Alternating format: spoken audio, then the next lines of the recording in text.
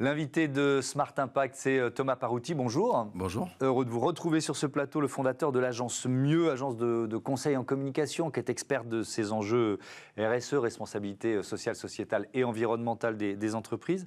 Vous l'avez créé en 2009, 15 ans. Ouais. J'imagine que vous n'étiez pas très nombreux sur ce créneau à l'époque. On n'était pas nombreux côté agence, et on n'était pas très nombreux non plus côté des annonceurs. Il n'y avait pas beaucoup d'entreprises qui parlaient de ces sujets-là.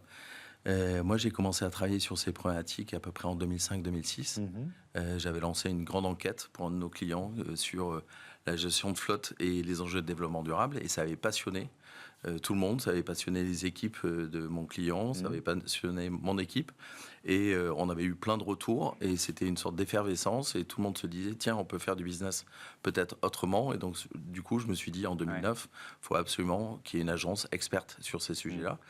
Donc j'ai créé en 2009, j'ai essayé de trouver des clients plutôt sur des sujets énergie ou bâtiment au départ. Et ça s'est développé petit à petit, mais c'est vrai que les 10 premières années, c'était plutôt calme. Alors aujourd'hui, tout le monde s'engage, ce qui est une très bonne nouvelle, sauf que c'est pas si simple de faire le tri entre les actions réelles et le greenwashing. Est-ce que ça vous arrive de refuser des clients? Ou alors est-ce que vous vous dites non, il y a toujours moyen de les pousser, de les accompagner?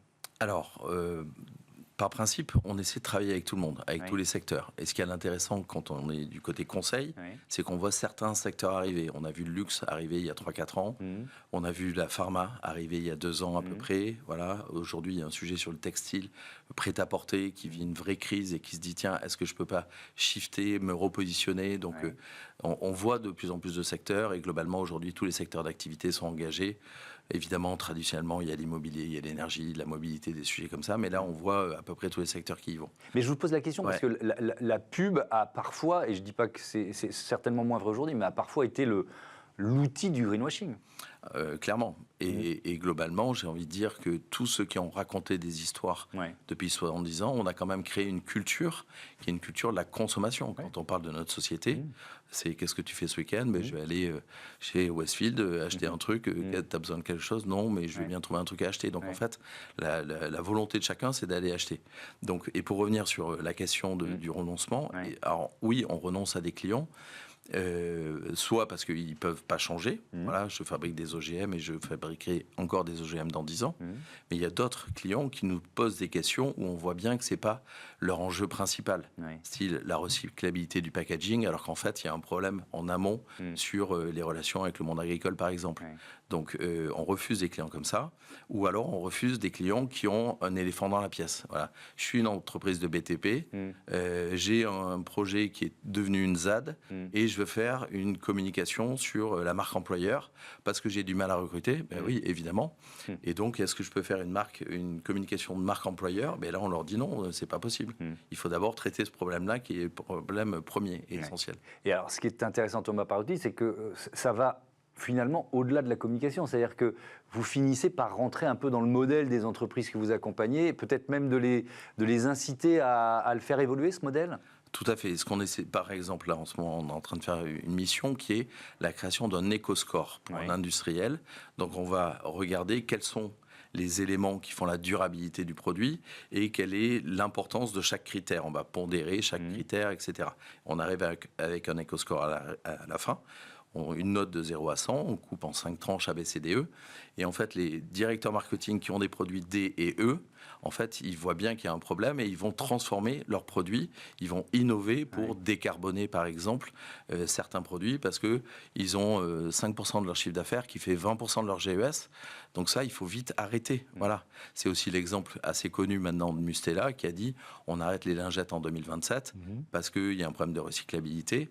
Et le fait de renoncer, et c'est ça ce qui est intéressant, c'est qu'en fait, ça crée un coup de projecteur sur la marque, ça amène des nouveaux clients, ça crée de la rentabilité, donc arrêter des produits, de vendre certains produits, ça augmente le chiffre d'affaires, ce qui est totalement contre-intuitif. Alors, on se pose la question, c'est ce que je disais dans les titres, comment rendre cette transition environnementale désirable? Ça passe par quoi? Ça passe par des nouvelles idées, par de l'innovation? Alors, ça passe par des nouveaux récits, ça passe par de l'exemplarité. du comité de direction. Il y a de plus en plus de collectifs dans les entreprises. Et on voit bien qu'il y a des collectifs d'entreprises, de salariés qui ont envie de pousser à la transformation de l'entreprise. Et pour revenir sur les nouveaux récits, en fait, c'est des nouvelles façons de raconter les histoires. C'est-à-dire que pendant très longtemps, il y avait un problème. Heureusement, il y avait une solution qui était le produit. Les pubs Procter des années 80-90. Mon t-shirt est dégueulasse parce qu'il y a à la fois de la boue, du Nutella, etc. Et en fait, on le met à la machine et oh magie, ça y est, c'est résolu. Là, aujourd'hui, il faut casser les formats, il faut casser les codes, il faut être beaucoup plus disruptif, il faut inventer des nouvelles histoires, faire intervenir une plus grande diversité de personnes. Et il faut aller à l'encontre des intuitions aussi. C'est-à-dire que une façon de raconter les histoires maintenant, c'est de s'appuyer sur des collectifs, des gens exemplaires, etc., mais s'appuyer aussi sur des nouveaux leviers. Les gens ont envie de partager des moments. Et je crois qu'en fait, quand on interroge les gens, ils n'ont pas envie de consommer, ils ont envie d'être heureux, d'être ensemble, d'être heureux, d'être amoureux. Et il y a maintenant dans les études, on commence à apercevoir un certain pourcentage de la société qui est fier de moins consommer. Donc on voit bien qu'on ne peut pas être dans la consommation permanente et donc il faut raconter de nouvelles histoires. Moi je suis un fan de documentaires. Je pense qu'il y a plein d'entreprises pour faire la pédagogie de ce qu'elles font qui devraient faire plus de documentaires, un peu long format. Voilà. Et je pense qu'il faut dire la vérité en fait. Et la pub a toujours un peu transformé la vérité. Et je crois qu'il faut qu'on revienne à voilà ce que je suis, voilà les défauts que j'ai. Oui, assumer ses défauts, montrer qu'on est finalement sur une tendance, un chemin, et ça peut suffire. Quoi. Ouais, on travaille par exemple avec Decathlon, on a fait une campagne avec eux qui disait on n'est pas parfait, mais on essaie de faire de notre mieux. Et en fait, ils expliquaient leurs points d'amélioration. Alors, ils n'ont pas tout raconté, mais en fait, aujourd'hui, je crois qu'est venu le temps de dire voilà, on est bon là-dessus, là-dessus, là-dessus, on est moins bon là-dessus. Et la franchise et l'honnêteté est la première des qualités. Mais on l'a bien vu aux dernières élections européennes. Tous les électeurs français ou européens ne sont pas fans des sacrifices. Et là, je reste sur l'ancien discours lié à la transformation écologique ou environnementale. Il y a ceux qui ne veulent rien changer à leurs habitudes. Donc, ça suppose pour des marques d'accepter de renoncer à certains clients aussi, quitte à en gagner d'autres, plus nombreux ou en tout cas plus fidèles. Ouais, mais il y a un exemple, par exemple, il y a une banque en Australie qui s'appelle Bank Australia, qui est une coopérative, et qui a décidé d'arrêter de financer l'achat de véhicules thermiques. Donc évidemment, ils ont perdu quelques clients, mais certains de leurs clients sont passés sur l'hybride ou l'électrique, et il y a plein de nouveaux clients qui sont arrivés. Donc ça veut dire que les renoncements sont positifs, et les nouvelles histoires comme ça sont hyper intéressantes parce qu'elles apportent un coup de projecteur vachement intéressant. Ouais. Alors vous êtes au cœur de ces enjeux de RSE, et donc j'imagine, de la CSRD, de ce bilan extra-financier qui s'impose petit à petit aux entreprises des plus grandes, aux PME cotées. Vous y voyez un accélérateur de ce changement, mais peut-être aussi du récit ? Aujourd'hui, le problème de la CSRD, c'est que c'est vu comme une réglementation imposée, et beaucoup de COMEX la voient comme ça, et pas tellement comme une opportunité extraordinaire d'avoir 1176 data points qui vont nous permettre de mesurer et d'innover. C'est-à-dire qu'à partir du moment qu'on a tous ces chiffres-là, en fait, on sait comment progresser. Un peu comme Yuka nous a donné des infos sur les produits, et que du coup, Intermarché a changé 850 formules agroalimentaires, mais là, de la même façon, la CSRD va nous permettre de faire de l'innovation produit. Et ça, c'est une super bonne nouvelle, parce qu'on va pouvoir mesurer le point de départ et les différentes étapes qui auront après. Et d'ailleurs, nous, on voit bien qu'on travaille de moins en moins sur des sujets de com corporate et de plus en plus sur des sujets de com produit.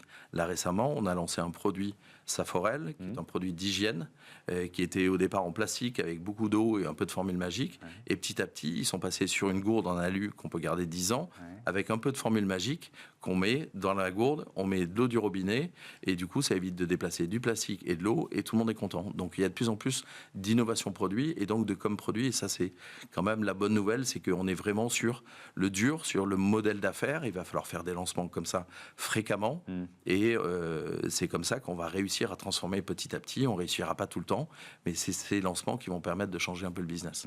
Un dernier mot sur ce qu'on appelle une entreprise à visée régénératrice, parce que parfois, quand je parle de RSE, j'ai face à moi des gens qui disent « Oh, c'est un peu vieillot, ces 3 lettres, RSE, il faut inventer autre chose ». Est-ce qu'on est dans la com quand on parle d'une entreprise à visée régénératrice ou est-ce qu'il y a vraiment du fond ? Alors, la RSE, c'est souvent limiter les impacts négatifs. Ouais. Avec le régénératif, ce qui est intéressant, c'est qu'on va vers du positif. Pendant très longtemps, là, les dernières années, on disait je veux être net zéro, je veux décarboner, on était dans le négatif. Il y a des chercheurs de l'université de Maastricht en sociologie qui ont parlé de l'asymétrie de l'anticipation, c'est-à-dire je veux quelque chose de positif. Donc ça, c'est le premier point, c'est hyper positif. Après, le régénératif, qu'est-ce que c'est ? En fait, c'est comment on va dans le donut tous. On connaît le donut à titre individuel et les entreprises aussi doivent se rapprocher du donut, arrêter les limites, enfin se limiter à ce qui existe. Donc c'est un nouveau projet, c'est hyper intéressant, on aura peut-être l'occasion d'en reparler. Bah écoutez, pourquoi pas. Merci beaucoup Thomas Parouti et à bientôt sur Bismart for Change. On passe tout de suite à notre débat, la précarité étudiante au programme.